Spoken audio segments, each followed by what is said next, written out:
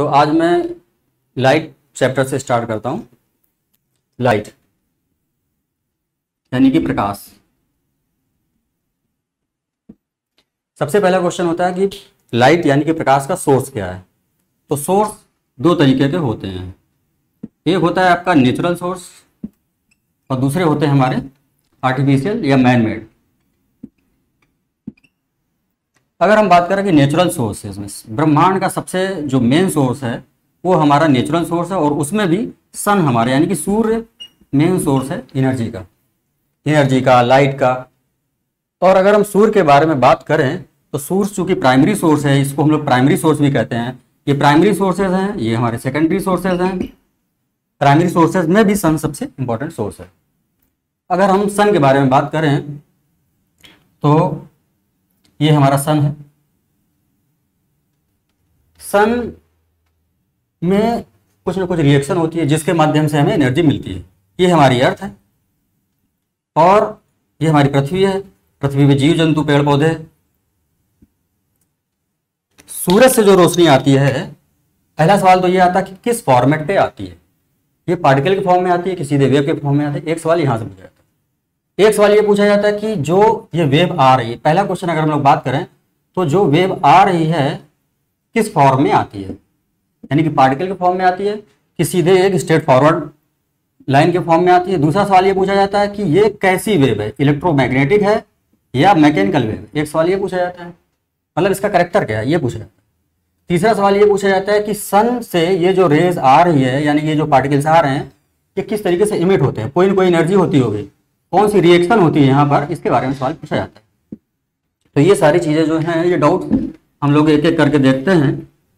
तो सबसे पहले तो हम ये देखते हैं कि सन में रिएक्शन किस चीज की होती है। रिएक्शन होती होगी तभी एनर्जी अर्थ तक आती है। तो रिएक्शन के बारे में हम लोग बात कर लेते हैं।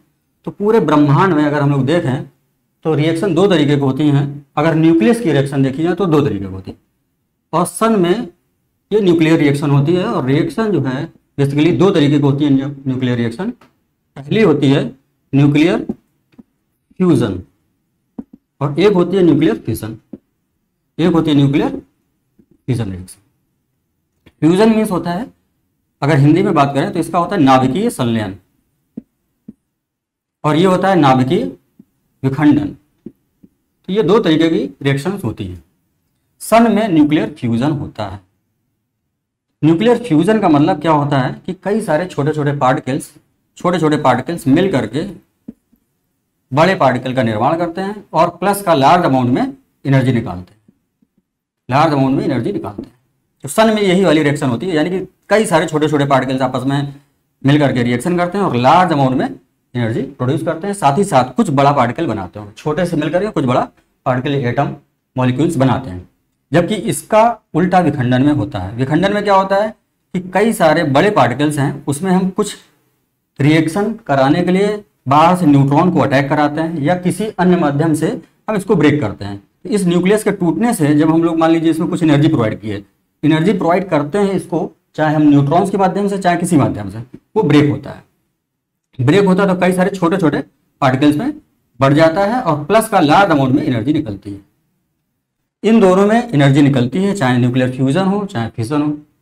न्यूक्लियर फ्यूजन में लार्ज अमाउंट में निकलती एनर्जी और जबकि फिशन में इतनी एनर्जी नहीं निकलती जितनी की फ्यूजन में निकलती है, लेकिन काफी कम मात्रा में निकलती है और कम निकलने की वजह से हम इसको कंट्रोल कर सकते हैं।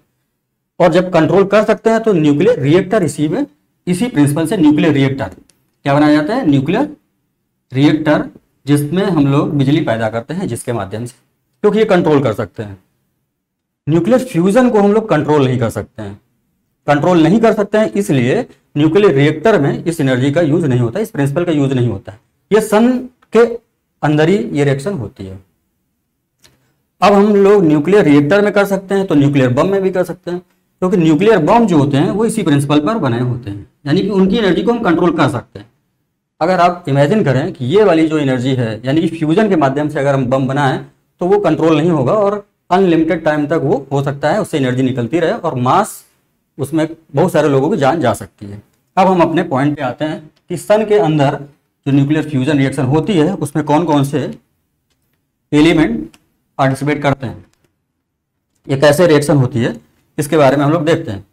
तो सन बेसिकली कॉम्बिनेशन होता है, तो तमाम सारे एलिमेंट्स वहाँ पर हाइड्रोजन और हीलियम, ये दो मेन हैं। वैसे तो तमाम सारी चीज़ें हैं, अर्थ में जितने भी एलिमेंट पाए जाते हैं वो सारे के सारे सन के कोर में पाए जाते हैं। मेन जो है वहाँ पर हाइड्रोजन है और हीलियम है। हाइड्रोजन की अगर हम लोग बात करें तो लगभग 75% वहाँ पर हाइड्रोजन है और वो बर्न होता रहता है और हीलियम में कन्वर्ट होता रहता है। हीलियम 25% बचेगा क्योंकि दोनों का सम अप्रॉक्सीमेट है, ये लगभग बाकी सारे एलिमेंट कम है। अगर हम इसको थोड़ा कम कर देते हैं, यहाँ पर मान लीजिए 23-24% हो, तो रिमेनिंग जो होगा वो आपका अदर एलिमेंट्स होंगे। हम इनके बारे में थोड़ी सी बात कर लेते हैं कि हाइड्रोजन और हीलियम किस तरीके से रिएक्शन करते हैं और कैसे एनर्जी निकलती है। फिर इसके बाद हम लोग आते हैं हाइड्रोजन के बारे में बात कर लेते हैं। तो हाइड्रोजन बेसिकली 3 इसके फार्मूले हैं, 1H1, 1H2, 1H3। ये होता है प्रोटियम, ड्यूटेरियम, ये ट्राइटियम। सन के अंदर हम लोग बात करते हैं तो 1H1 के एक मॉलिक्यूल और 1H1 यानी कि 2 हाइड्रोजन मॉलिक्यूल्स मिल करके इसमें हीलियम का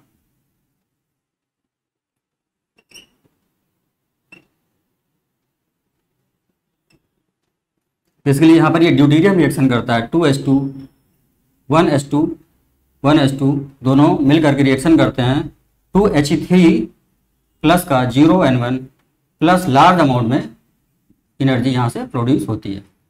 तो यहाँ पर ये रिएक्शन होती है, यानी कि इससे आप ये समझ सकते हैं कि ये 75% हाइड्रोजन मिल करके क्या करती है, ये रिएक्शन कर रही है, कंटिन्यूस रिएक्शन चालू है और हीलियम वहाँ पर जनरेट होती है। इसके पश्चात लार्ज अमाउंट में एनर्जी जनरेट हो रही है और वो एनर्जी जब जनरेट होती है तो सन से ये एनर्जी निकल करके प्रोटॉन्स के फॉर्म में, बेसिकली फोटोन के फॉर्म में ये आती है, फोटॉन्स के फॉर्म में अर्थ तक आती है। जब ये फोटॉन्स के फॉर्म में आती है तो आपका ये क्वेश्चन पूरा होता है कि किस फॉर्म में आती है। वेव अभी पूरा नहीं हुआ है लेकिन किस तरीके के फॉर्मेट पे आती है, यानी कि ये फोटॉन्स के फॉर्म में आती है। अब हम बात करते हैं, रिएक्शन हमारा पूरा हो चुका था, किस तरीके की रिएक्शन होती है ये हो चुका है। न्यूक्लियर फ्यूजन रिएक्शन होती थी, किस फॉर्मेट पे आती है, ये फोटॉन्स के फॉर्म में आती है। क्वेश्चन एक ये भी पूछा जाता है कि सन के अंदर ये जो हाइड्रोजन है किस तरीके की रिएक्शन होती है, यानी कि प्रोटॉन्स की रिएक्शन होती है। हम लोग हाइड्रोजन को प्रोटॉन भी बोलते हैं, हाइड्रोजन को हम लोग प्रोटॉन्स भी बोलते हैं। एक होता है प्रोटॉन, एक होता है फोटोन। सवाल बहुत आसान सा आता है कि ये बताओ कि सन से जो एनर्जी जनरेट होती है वो कैसी होती है, वो प्रोटॉन्स की होती है, PROTON, प्रोटॉन्स की मिलने से एनर्जी जनरेट होती है। उसके बाद जो है एनर्जी का फॉर्मेट क्या होता है आने का अर्थ तक, वो फोटॉन्स के फॉर्म में होता है, पार्टिकल के फॉर्म में आती है ये। अब ये जो वेव है ये किस तरीके की वेव है इसके बारे में हम लोग बात कर लेते हैं। यानी कि यहाँ से जो फोटॉन्स आते हैं वो इस तरीके से चलते हुए अर्थ तक आते हैं और अपने साथ में एनर्जी लेकर के आते हैं। अब हम बात करते हैं कि ये जो एनर्जी आ रही है, यानी कि ये वेव के फॉर्म में आ रही है, तो वेव के फॉर्म में तो आ रही, लेकिन वेव कितने तरीके की होती है इसके बारे में थोड़ी सी बात कर लेते हैं। तो थोड़ा सा हम लोग चलते हैं वेव पर, क्योंकि अभी हमारा क्वेश्चन पूरा नहीं हुआ। फॉर्म में तो आ गया, ये फोटॉन्स के फॉर्म में आती है, लेकिन ये चीज पूरी नहीं हुई कि ये वेव जो है वो किस तरीके की वेव होती है। और वेव पूरे यूनिवर्स में अभी तक 2 तरीके की होती है। एक होती है हमारी इलेक्ट्रोमैग्नेटिक वेव, इलेक्ट्रोमैग्नेटिक, और दूसरी होती है हमारी मैकेनिकल वेव। इसको हम लोग बोलते हैं विद्युत चुंबकीय तरंगें, विद्युत चुंबकीय तरंगें, और ये है हमारी यांत्रिक तरंगें। आखिर इनकी खासियत क्या है इसके बारे में हम लोग बात कर लेते हैं। इलेक्ट्रोमैग्नेटिक वेव्स जो होती हैं उनको चलने के लिए, इनका जो मेन प्रिंसिपल है या हम इनको पहचानते हैं वो है, इनके चलने के लिए किसी मीडियम की आवश्यकता होती है या नहीं। तो इलेक्ट्रोमैग्नेटिक वेव्स जो होती हैं इनको चलने के लिए किसी मीडियम की आवश्यकता नहीं होती है, यानी कि इनको चलने के लिए किसी मीडियम की आवश्यकता नहीं होती है। इसका मतलब ये जो होती हैं ये वैक्यूम में चल सकती हैं, इसका मतलब ये निर्वात में चल सकती हैं। और इनको चलने के लिए क्या होता है कि वैक्यूम में 0 होती है, यानी कि वैक्यूम में ये नहीं चल पाती मैकेनिकल वेव्स। यानी कि इनको चलने के लिए क्या होता है कि मीडियम रिक्वायर्ड होता है। एक चीज तो ये क्लियर हो, यानी कि इनके लिए कोई मीडियम जरूरी नहीं है और मैकेनिकल वेव के लिए चलने के लिए मीडियम जरूरी है। इसको थोड़ा सा और डिटेल में हम लोग बात करते हैं कि क्या इलेक्ट्रोमैग्नेटिक वेव केवल वैक्यूम में चलती है, क्या ये मीडियम में नहीं चल सकती है? तो इसको देखने के लिए थोड़ा सा हम लोग आगे बढ़ते हैं। होता क्या है कि अगर हम लोग अपने सराउंडिंग की हम लोग बात करें, तो सराउंडिंग की अगर हम लोग बात करें तो सराउंडिंग को इस तरीके से बांटा जा सकता है कि ये आ रहा हमारा सराउंडिंग, मान लीजिए कहीं पर क्या है कि बिल्कुल वैक्यूम है, यानी कि कुछ भी नहीं है, यहाँ पर एयर के पार्टिकल्स भी नहीं है, तो ये वैक्यूम हो गया। तो हमने इसको वी से रिप्रेजेंट कर दिया। इसके बाद हम उस वैक्यूम में, यानी कि जहाँ पर कुछ भी नहीं था, हम कुछ गैस के पार्टिकल्स लेके आते हैं। तो यहाँ पर हमने गैसियस पार्टिकल्स रख दिए, तो यहाँ पर हो गया ये गैस, तो हमने इसको गैस लिख दिया। इसके बाद थोड़ा सा और हम इसको सॉलिडिफाई करने की कोशिश कर रहे हैं, तो हमने क्या किया, उसको लिक्विड भर दिया। तो यहाँ पर इस जगह पे हमने ब्लू कलर से हमने लिक्विड भर दिया, तो ये हो गया आपका लिक्विड, ये लिक्विड भरा हुआ, तो ये हो गया आपका लिक्विड। अब इसके बाद हम क्या कर सकते हैं, लिक्विड से भी और सॉलिड स्टेट में जाना है तो हम लेके आएंगे उसको सीधे डायरेक्ट हम सॉलिडिफाई कर देंगे। तो ये हो गया हमारा सॉलिड, यानी कि ये ठोस प्लेस हो गया। ये हो गया लिक्विड, ये हो गया गैस, ये हो गया वैक्यूम। वैक्यूम में क्या होता है, एयर भी नहीं होती है और किसी भी गैसियस पार्टिकल का पाया जाना वहां पर पॉसिबल नहीं होता है। तो ये हो गया हमारा बेसिक स्ट्रक्चर। अब देखते हैं यहाँ पर ये है, इसी के माध्यम से इन दोनों तरंगों को हम लोग देखते हैं कहाँ पर कौन सी चल पाती है। तो देखो इलेक्ट्रोमैग्नेटिक वेव की स्पीड जो होती है वो सबसे ज्यादा होती है आपके कहाँ पर, वैक्यूम में, यानी कि वो चलने के लिए सबसे अच्छी जो उसकी नेचुरल स्पीड है वो वैक्यूम की है। अच्छा, क्या यहाँ पर वो चल पाएगी? इलेक्ट्रोमैग्नेटिक चलेगी लेकिन स्पीड कम हो जाएगी। यहाँ पर चलेगी लेकिन उसकी स्पीड और कम हो जाएगी। यहाँ पर चलेगी, अगर वो ट्रांसपेरेंट है तो पार कर जाएगी, सॉलिड है तो काफी कम मात्रा में वो पार कर सकती है, यानी कि पार भी कर सकती है और नहीं भी कर सकती। खूब मोटी दीवार बना दी हमने, 10-20 मीटर की दीवार बना दी, तो उसको पार करना मुश्किल है। लेकिन अगर 1-2 फीट की है तो इलेक्ट्रोमैग्नेटिक वेव पार कर जाएंगी। अब आप कहते हैं कि अच्छा ये पार कर जाएगी, तो पार बिल्कुल कर जाएगी, क्योंकि हम लोग घर के कमरे के अंदर अगर बैठते हैं, मोबाइल के सिग्नल्स घर के अंदर तक आ जाते हैं, यानी कि 1-2 फीट की दीवारों को पार करके वो आ जाते हैं। अगर कि काफी मोटी दीवारें होती हैं और काफी अंदर हम लोग बैठे हैं, यानी कि इलेक्ट्रोमैग्नेटिक वेव को पार करके, यानी कि 4-5 दीवारें पार करनी पड़ जाएं, तो सिग्नल्स धीरे हो जाते हैं, धीमे हो जाते हैं और वहां पर नेटवर्क नहीं पकड़ता है। तो इससे आप ये अंदाजा लगा सकते हैं कि जो मोबाइल के सिग्नल्स होते हैं वो इलेक्ट्रोमैग्नेटिक वेव होती हैं। इसको डिटेल में अभी हम लोग देखेंगे। ये तो चीज हो गई। अब आप हम लोग देखते हैं यहाँ पर मैकेनिकल वेव के बारे में। इलेक्ट्रोमैग्नेटिक से ये आपने कंक्लूजन निकाला कि इनकी स्पीड जो मैक्सिमम है, यानी कि ओरिजिनल स्पीड है, वो वैक्यूम में ज्यादा होती है, सबसे ज्यादा होती है, यानी कि नेचुरल स्पीड। आप कहोगे इलेक्ट्रोमैग्नेटिक की नेचुरल स्पीड क्या होती है, आखिर ये तो बताओ। तो आपको ये पता चल जाएगा कि भाई देखो, यहां से कोई रे आ रही है, सनलाइट है, तो जो सनलाइट की स्पीड होती है वही उसकी वेव की स्पीड होती है, यानी कि इसकी स्पीड, जितनी भी इलेक्ट्रोमैग्नेटिक वेव है सबकी स्पीड लाइट के स्पीड के बराबर हो जाएगी। इसका मतलब तो ये आपको पता चल चुका है कि लाइट की स्पीड कितनी होती है, 3 × 10⁸ मीटर पर सेकंड, ये इनकी लाइट की स्पीड होती है। यानी कि सारी की सारी जितनी भी अभी तक जानकारी में इलेक्ट्रोमैग्नेटिक वेव्स हैं उनकी स्पीड लाइट की स्पीड के बराबर होती है, और लाइट की स्पीड होती है 3 × 10⁸ मीटर पर सेकंड। क्वेश्चन अगर एग्जाम में सीधा पूछा जाए कि लाइट की स्पीड कितनी होती है तो आप इसको टिक करोगे। दूसरा पूछा जाए कि इलेक्ट्रोमैग्नेटिक वेव की स्पीड कितनी होती है तो भी आप इसको टिक करोगे।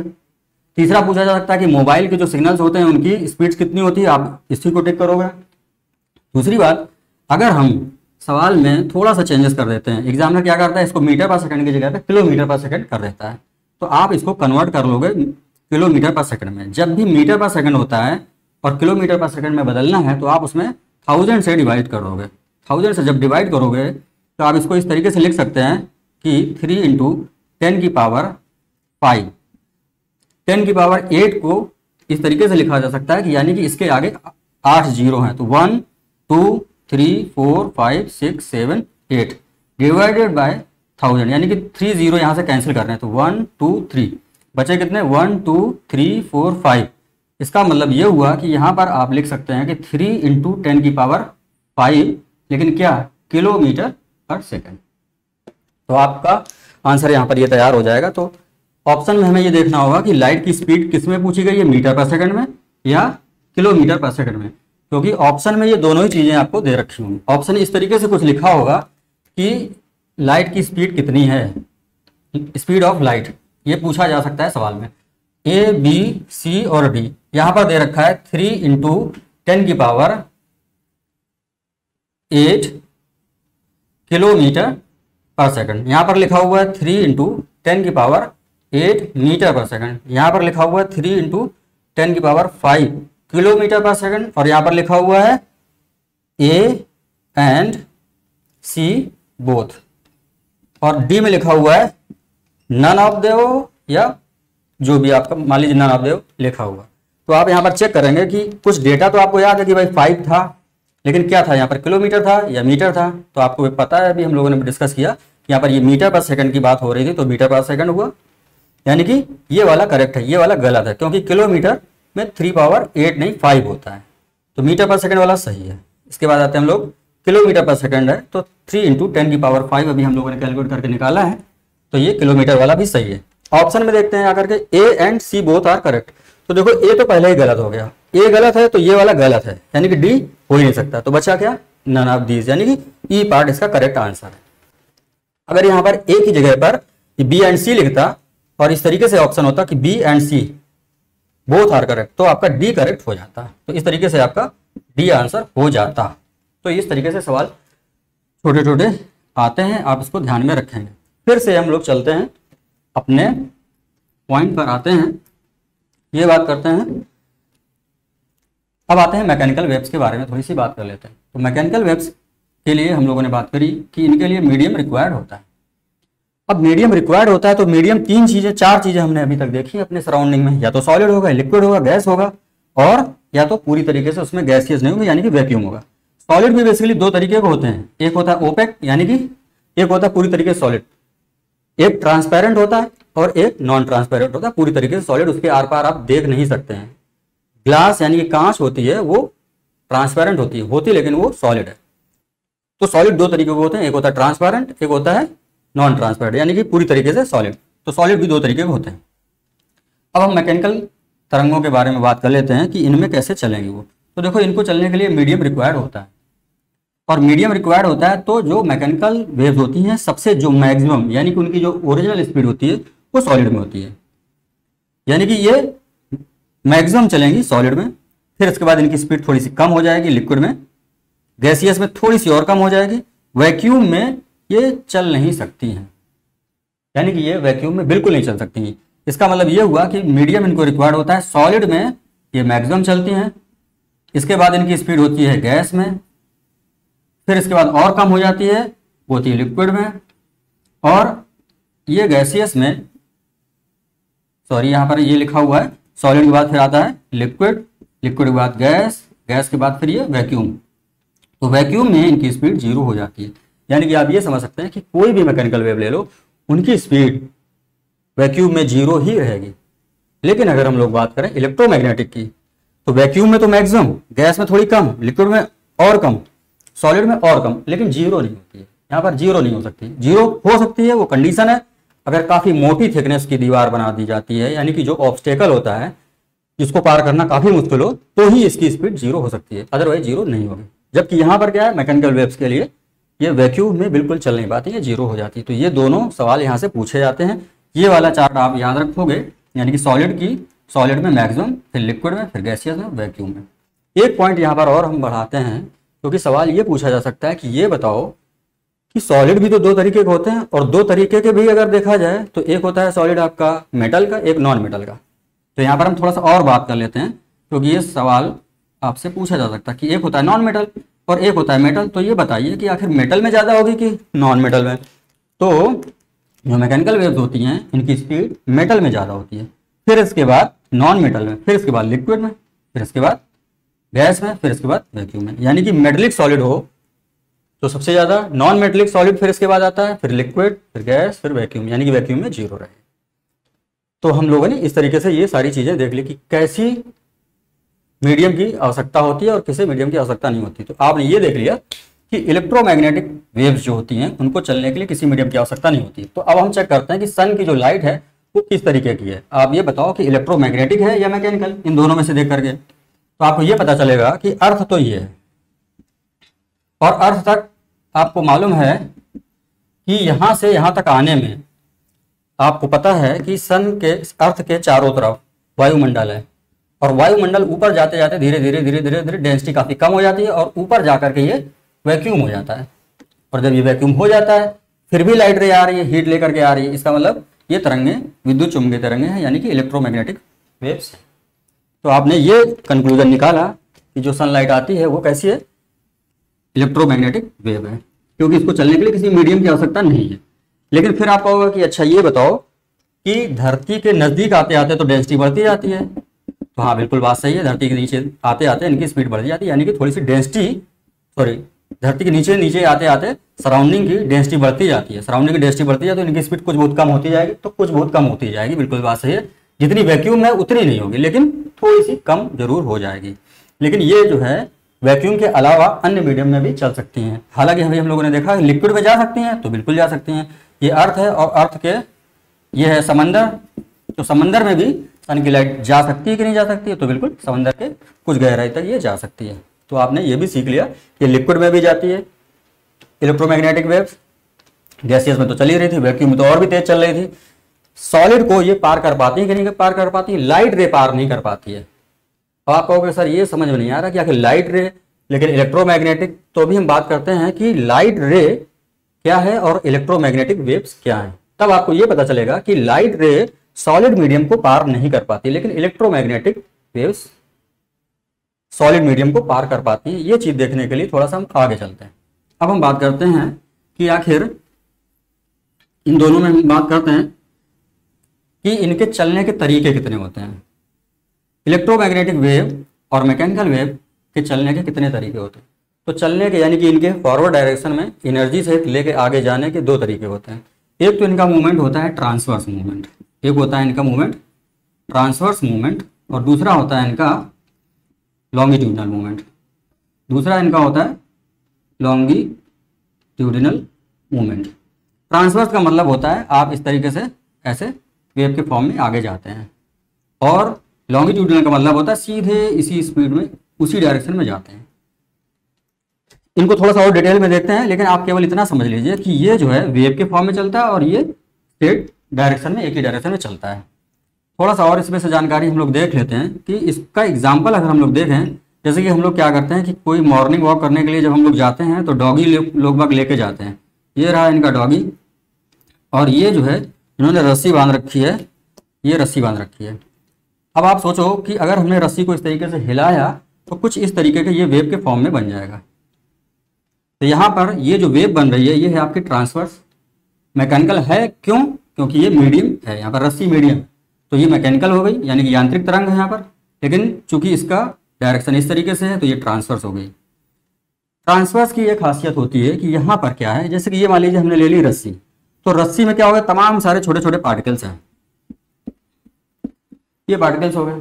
जब हम रस्सी को इस तरीके से हिलाते हैं तो क्या होता है कि ये रस्सी के जो मॉलिक्यूल्स हैं वो पहले ऊपर जाएंगे, फिर नीचे जाएंगे, ऊपर जाएंगे, नीचे जाएंगे, ऊपर जाएंगे, नीचे जाएंगे, ऐसे। इसका मतलब ये हुआ कि रस्सी के जो पार्टिकल्स हैं वो ऊपर और नीचे, ऊपर और नीचे इस तरीके से मूवमेंट करते हैं। लेकिन जो रस्सी में एनर्जी है वो फॉरवर्ड डायरेक्शन में जाती है। इससे ये पता चला कि यहाँ पर यानी कि ट्रांसवर्स वेव में एनर्जी मूवमेंट होता है हॉरिजॉन्टल, तो जो हमारा मीडियम है यानी कि रस्सी, उसके पार्टिकल्स परपेंडिकुलर मूव करते हैं। आप देख रहे हैं ये परपेंडिकुलर यानी कि 90 डिग्री पर ऊपर या नीचे। इसका मतलब ये हुआ कि जो पार्टिकल्स हैं उनका मूवमेंट या तो ऊपर होगा या नीचे होगा, लेकिन एनर्जी का मूवमेंट इस डायरेक्शन में होगा। तो आप ये कह सकते हैं कि इनके बीच में 90 एंगल का कोण बनता है। ये एक चीज सीख गए। तो इससे कभी कभी एग्जाम में अगर पूछा जाता है कि जो ट्रांसवर्स वेव होती हैं उनमें मीडियम और एनर्जी दोनों एक दूसरे के परपेंडिकुलर होते हैं, तो ये हो गया मीडियम या इधर की तरफ और इधर हो गई एनर्जी, तो दोनों एक दूसरे के परपेंडिकुलर होते हैं, तो वो ट्रांसवर्स में ही होता है, लॉन्गिट्यूड में नहीं होता है, लॉन्गिट्यूडनल में नहीं होता है। इनको हिंदी में हम लोग क्या कहते हैं, ट्रांसवर्स को हम लोग बोलते हैं अनुप्रस्थ, अनुप्रस्थ तरंगें बोलते हैं। और ये हो गई हमारी लॉन्गिट्यूडनल अनुदैर्ध्य तरंगें होती हैं, तो इनको हम लोग बोलते हैं अनुदैर्ध्य तरंगें। अगर हम लोग इनके एग्जाम्पल के बारे में बात करें तो थोड़ा सा ये देख लेते हैं। लॉन्गिट्यूडनल का एग्जाम्पल थोड़ा सा देखते हैं। लॉन्गिट्यूडनल में क्या होता है कि एक एग्जाम्पल हम देखते हैं कि रेलवे स्टेशन में जब हम लोग खड़े होते हैं टिकट लेने के लिए, फॉर एग्जाम्पल ये है टिकट की विंडो, ये टिकट की विंडो है और यहाँ पर एक के पीछे एक कई सारे लोग लाइन में लगे हुए हैं, और अगर मान लीजिए किसी ने धक्का दिया तो ये सारे लोग इस डायरेक्शन में चले जाएंगे, आगे की तरफ ये मूव कर जाएंगे। इसका मतलब यहाँ पर जो मूवमेंट हो रहा है यानी कि ये है पार्टिकल, और जिसने भी धक्का दिया हुआ इस डायरेक्शन में दिया हुआ, तो यानी कि एनर्जी की डायरेक्शन जो है आप ये कह सकते हैं जो फोर्स लगाया है वो फोर्स और जो पार्टिकल्स के मूवमेंट की डायरेक्शन है वो सेम है, यानी कि पार्टिकल्स भी इधर हैं और सबका मूवमेंट भी इधर हो रहा है, एनर्जी भी इधर जा रही है, इसका मतलब दोनों पैरेलल होते हैं। तो ये हुआ।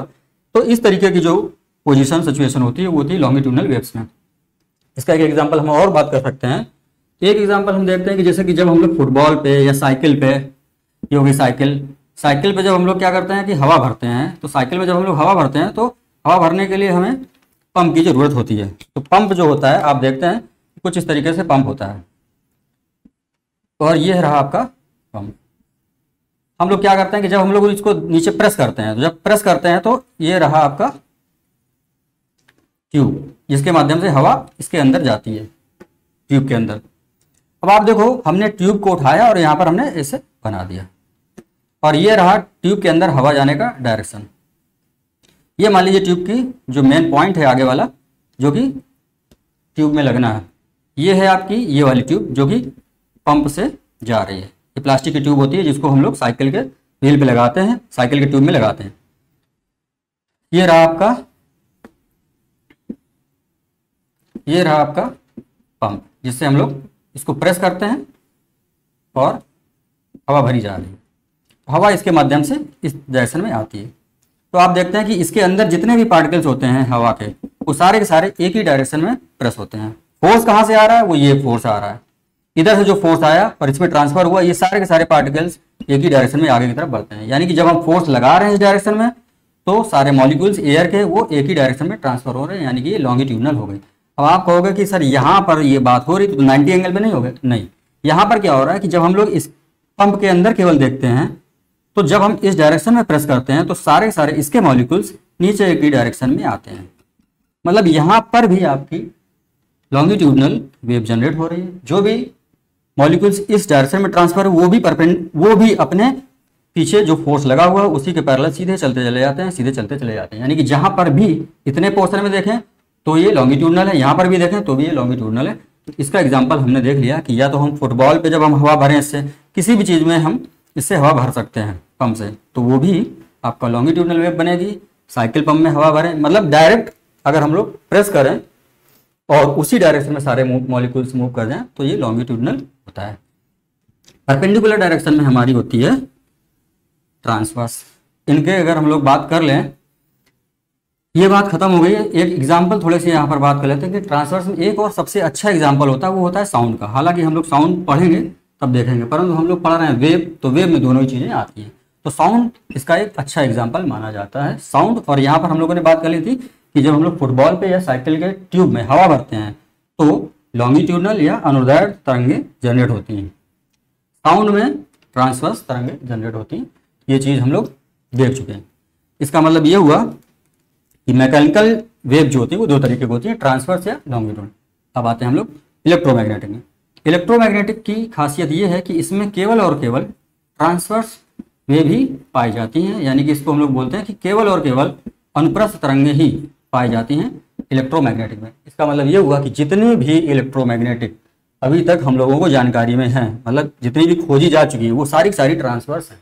तो आंख बंद करके आप ये कह सकते हैं कि सनलाइट जो है वो कैसी है। एग्जाम्पल में पूछा जाए कि सनलाइट कैसी है, तो आप तुरंत कहोगे कि सनलाइट है तो इलेक्ट्रोमैग्नेटिक, क्योंकि सनलाइट मैकेनिकल नहीं हो सकती है। मैकेनिकल क्यों नहीं हो सकती है? क्योंकि चल करके आती है ये वैक्यूम से ही, तो ये हो तो गई इलेक्ट्रोमैग्नेटिक। इलेक्ट्रोमैग्नेटिक में भी ये ट्रांसवर्स है, ना कि लॉन्गिट्यूडनल। ये लॉन्गिट्यूडनल नहीं है। सारी की सारी इलेक्ट्रोमैग्नेटिक वेव्स होती हैं वो ट्रांसवर्स ही होती हैं। तो ये दो सवाल आपके यहाँ से क्लियर होते हैं। थोड़ा सा अगर हम आगे बढ़ते हैं, अब सवाल आपका यहाँ तक क्लियर हो गया कि किस तरीके के रिएक्शन से एनर्जी जनरेट होती है सन से। आपने देख लिया कि न्यूक्लियर फ्यूजन वाली एनर्जी जनरेट होती है। क्या क्या होता है? हाइड्रोजन वहां पर कंबाइन करता है और हीलियम बन करके लार्ज अमाउंट में एनर्जी निकालता है। तो एक सवाल ये क्लियर हो गया। दूसरा ये था कि किस फॉर्म में आता है? फोटॉन्स के फॉर्म में आता है, वेव के फॉर्म में आता है, ये भी हमने बात कर ली थी। वेव कितनी तरीके की होती है? दो तरीके, इलेक्ट्रोमैग्नेटिक, मैकेनिकल। इलेक्ट्रोमैग्नेटिक चलने के लिए किसी मीडियम की आवश्यकता नहीं होती है, मैकेनिकल के लिए चलने की आवश्यकता होती है, लेकिन ये धीरे धीरे वैक्यूम तक जाते जाते जीरो हो जाती है। इलेक्ट्रोमैग्नेटिक की खासियत ये है कि ये वैक्यूम में तो बहुत तेज चलती हैं, फिर इसके बाद थोड़ी सी स्पीड कम हो जाती है इनकी गैसियस में, और कम हो जाती है लिक्विड में, सॉलिड में और कम हो जाती है। अगर पूरी तरीके से ट्रांसपेरेंट है तो स्पीड थोड़ी सी तब भी बनी रहती है, पूरी तरीके से अगर ट्रांसपेरेंट नहीं है तो स्पीड और कम हो जाती है। और अगर बहुत मोटाई है दीवार की तो ये जीरो भी हो सकती है, लेकिन ये जरूरी नहीं है हमेशा कि ये जीरो ही हो। तो ये आपका यहाँ तक चीज क्लियर हो गई। तो सनलाइट आपकी इलेक्ट्रोमैग्नेटिक एंड ट्रांसवर्स, दो सवाल हो गए। तो आपका ये वेव भी क्लियर हो गया, इलेक्ट्रोमैग्नेटिक है, मैकेनिकल है, ट्रांसवर्स है, लॉन्गिट्यूडनल है, ये चीजें क्लियर हो चुकी हैं। तो ये आपका एक चैप्टर है, तो जो कि यहाँ से सवाल पूछे जाते हैं। अब हम थोड़ा सा आगे बढ़ते हैं कि लाइट जो आ रही है उसके बारे में थोड़ा सा हम लोग डिटेल में देखते हैं कि सन से जो लाइट आ रही है, आखिर आप बार बार कह रहे हो कि इलेक्ट्रोमैग्नेटिक तो है, तो क्या सूरज की रोशनी दीवार को पार कर जाएगी?